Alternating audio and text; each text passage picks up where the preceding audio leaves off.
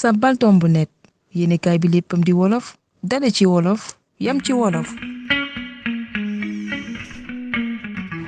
Senegaal réew mi ŋarale bëgg a dox. ŋarale bëgg a dox.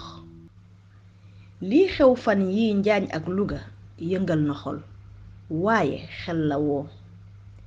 yaram wu tàng du wopp tegtal la ci.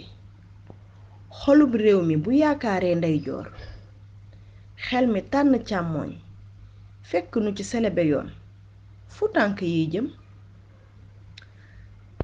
dama leeragul ba xam ni sunu mboor demee la walla ci ni mboor demee ñi nosoon liy Senegaal tey ñoo ko ci jublu di ko suuxat walla sax noo jikko woo ñàkk mën a déggoo ci lu nu bokk. waaye li ma leer nàññ mooy ŋarale ba noppi bëgg a dox du mën a jekk te moo dal réew mi.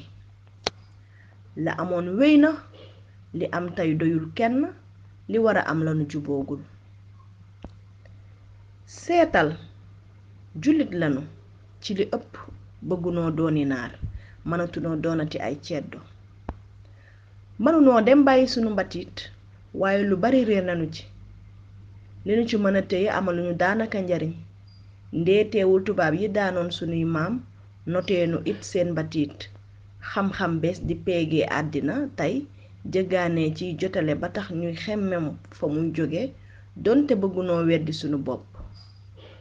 réew mi ci tubaab lees ko tëralee waaye it tënkee ko ci tëree ko ci te ndaxam moos li koy dundal tee koo koddi ba tey lépp luy weddi tubaab la. li nuy jàngee xam-xam di ko ci yaatale ak a denc muy làkk mbaa mbind lu ci doonu naar di tubaab waaye ci lees di jaar bëgg a dundal wolof dabu ci la wéy. lu ëpp genn wàll ci sunuy jigéen balaa ñoo wóolu seen taar niru lu ñu doonul ci àbb kawari indo xob bi seen yaram sël moo wirgoy naar ba timpi tàmpa. sunuy góor daanaka ñoom koo ci séeru muy safub gurmet sol coliinu tubaab xoju ak lu mu tàng-tàng di sagoo ci waxam ay waati réew ma mu yaakaara tekkee. ŋarale bëgg a dox lii ya dal réew mi. ŋarale bëgg a dox lii ya dal réew mi. Maxtaar Kanji ci mbind mi, Soxna Mati Mbaw ci kàddu gi.